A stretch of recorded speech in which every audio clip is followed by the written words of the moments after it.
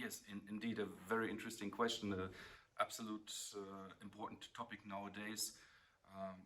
We should, well, define sustainability actually first in order to be able to answer the question. But looking at the raw materials, for example, the carbon footprint. So how much CO2 would be released into the atmosphere just by making the adhesive. And that is actually, yeah, that technology has the largest impact on the carbon footprint for us. So if our raw materials are sustainable, the raw materials that we are buying, that we're using, then our adhesive will be sustainable, the material itself.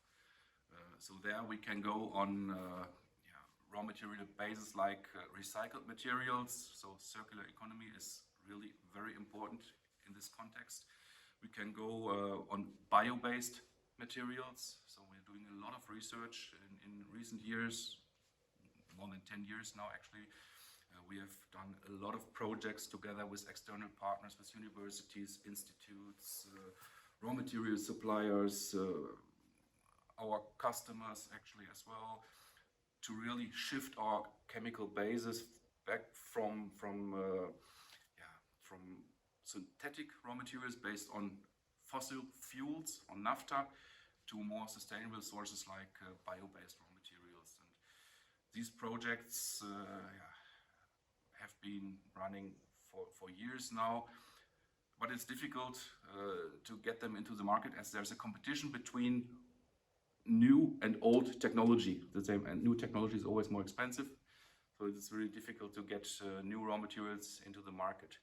So that is for us the most important basis is the raw material basis, but we can also look at the application side. So if an application is more sustainable because the adhesive enables that, then the adhesive also is by itself sustainable. For example, take an automotive, a car.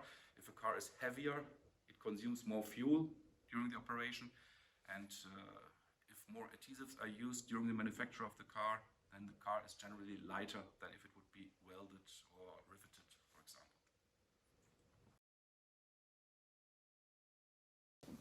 Yes, when we are talking about production processes, then we are thinking immediately about energy consumption. That energy is always needed for any type of process.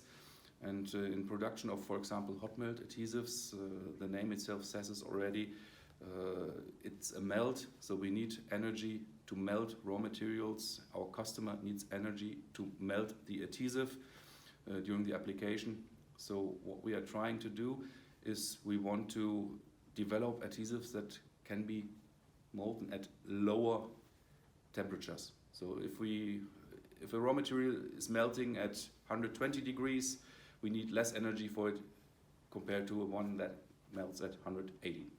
That's quite easy calculation. And when we are thinking about the energy consumption, the melting process is a huge part. Keeping a material in the melt consumes less energy than melting it up.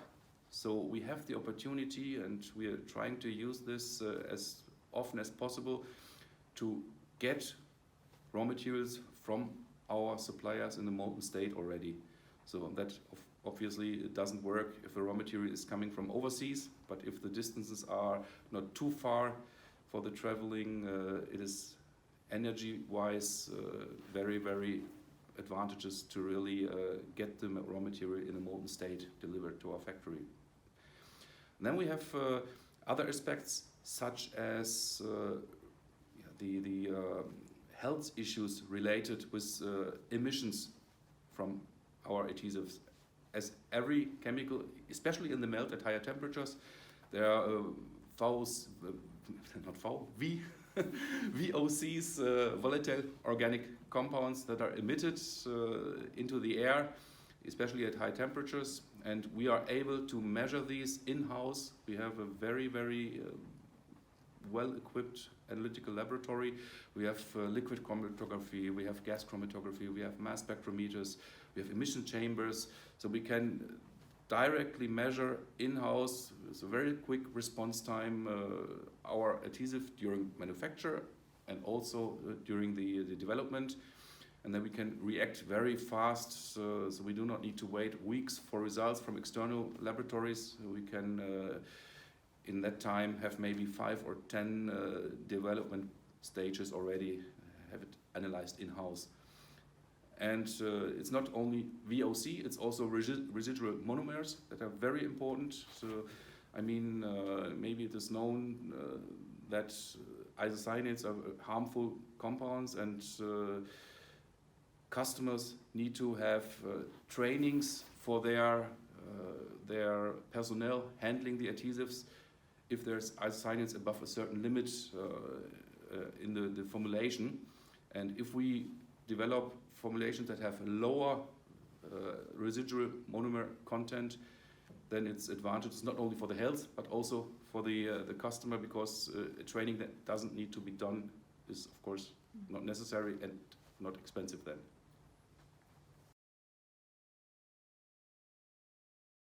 If we're talking about certification, the name itself means already that an external service provider is then involved, because a certificate that we issue to ourselves is probably not worth so much.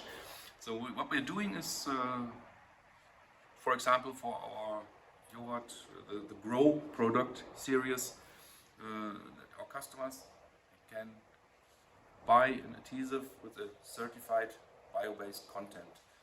That means that we have sent the adhesive to an external service provider. They have measured the bio content, and then they certify this adhesive has more than 20 or more than 40% bio content. So this is fairly easy, can be measured, and it's stated on the certificate what's in this adhesive. Then we do have a second possibility, an approach course, which is named mass balance approach. And this mass balance approach allows us to buy raw materials from our suppliers that are certified to us. We are also certified to get this certificate through our products to the customers. And this principle is known to everyone, every private person, from the electricity. So you can buy green electricity from your local energy provider. And of course, everyone knows out of the wall, it's just electricity. It's not green, it's not black, it's not whatever. And it's not coming directly from a solar panel or from a wind park. So it's coming from the entire energy supply, and we buy certificates basically that the energy provider knows, and also externally certified, that the electricity he is selling to you is green electricity, and it needs to be certified that no energy is sold twice. So that means green energy, if 1 kilowatt hour is produced in green, you should not sell 2 kilowatt hours. And that's the same principle with the mass balance approach. Transfer the thoughts, the train of thoughts, just to materials and not to electricity, and then it's the same. So our raw material supplier, he's making raw materials in a chain of processes. Can be a lot of steps. That's a chemical industry. It's making it from fossil fuels, naphtha, in the very beginning. And then, in the first step, the feedstock is changed. For example, 5% of bio-naphtha is included in the same process. That means the outcome of material in the end is the same. For us, the raw material is identical. We do not need to do any further testing because it's the same raw material that we're getting. But we can certify these 5% to us. If we're paying for the certificate, we can say our delivery is bio-based. And we need external certificates for that, also to ensure that not more material is sold as bio-based as was used in the beginning as original feedstock. And that is very important because the transformation of the chemical industry from 100% fossil-based to 100% bio-based, which is absolutely necessary in the next decades, would not happen if we cannot have this gradual approach. So this is a very, very good approach to enable the transformation of the chemical industry and also the adhesive industry.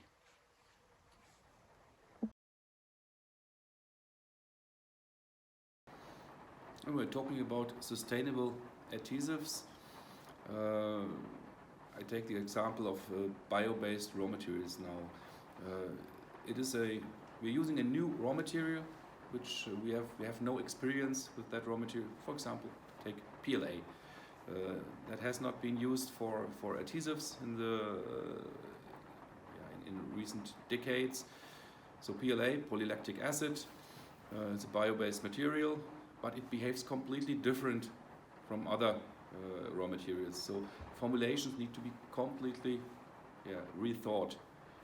You cannot just take one raw material out of the formulation, replace it one-to-one directly with PLA, and it would work. So that's not the case. So technically we do have a challenge that we need to redevelop all kind of formulations in order to reach our technical goals.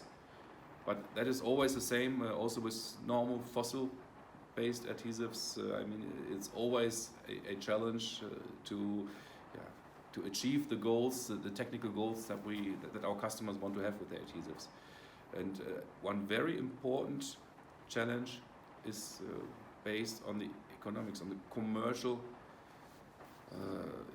can say costs. That is, cost is everything. Nobody would buy an adhesive that has the same behavior if it would be 2 times more expensive than a conventional adhesive, so fossil-based adhesive. If I say nobody, it means always nobody, statistically nobody. So of course you will always find some small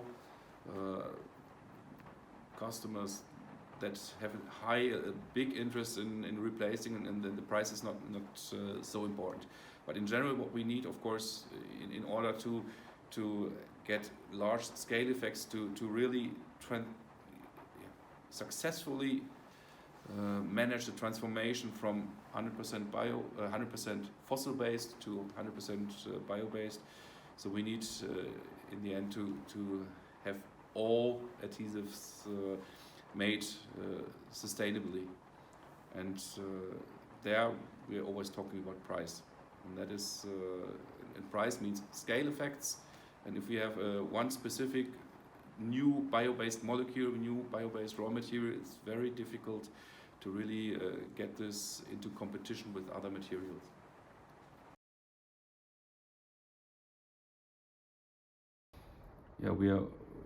We have a lot of research projects ongoing at the moment. It is almost 10 projects that are dealing with many different aspects actually of sustainability. One very important aspect, as I said before, is the raw material source of bio-based raw materials. And so we are looking into different possibilities to use biomass for polymers. And that can be using new polymers, such as PLA, PHB, polylactic acid or polyhydroxybutyrate, that are chemicals that are not available as synthetic polymers. So that are completely new solutions. And new solutions means it's not only sustainable, it has also different properties. That means that a formulation, an adhesive, we cannot just take one fossil raw material out, put the bio-based, for example PLA, in there, and it would work. So we need to reformulate everything, new combinations of raw materials, and we will have other properties, maybe in some respects worse, in some respects better than achievable with fossil raw materials. So it's different. It needs to be. We need to redevelop formulations for that. And there's a large scale of a large variety actually of material that we look into. It's the polymers, as I said before, PLA, PHB. It is proteins. It is starch.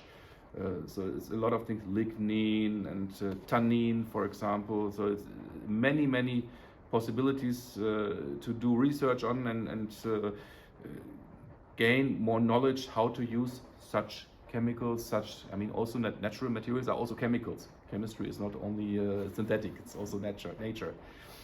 And so we're doing a lot of projects on this topic.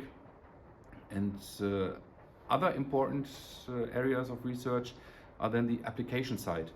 So, for example, wood in construction of automobiles. It is a topic which had been on the agenda of the large automotive manufacturers maybe 10 years, I would say. Then the first projects have been started. So the idea is to replace steel, aluminum or other artificial and highly energy consuming materials during production, energy consuming materials by wood laminates, some pieces of wood that replace pieces of metal. That's just in easy words describing what we are trying to do there. And wood always means adhesives, because wood laminates, materials, multi-material systems, it can be wood combined with other materials, need to be glued together. And there we have many projects ongoing in the transportation sector. Also recycling actually is one very important topic nowadays, because thinking about end of life of products, we do not only need to glue things together, we also need to be able to separate them again for the recycling purposes. And design for recycling is is the wording, so we need to think about the recycling already during the development of an adhesive, and not only after our customer is recycling the final product actually.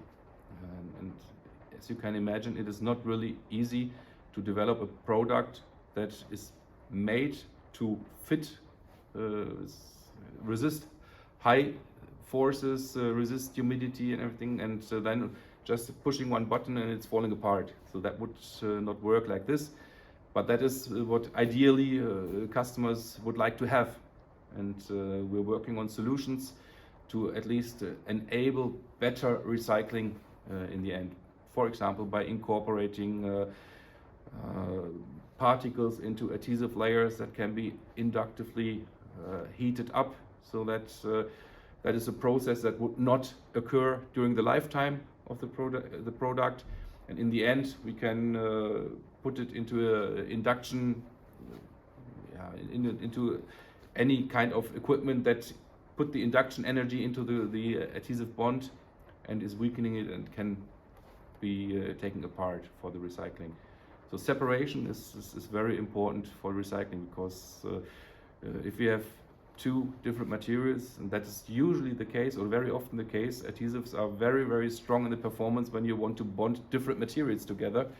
But for the recycling, it is very important to separate them again in order to separate really clean fractions of single materials.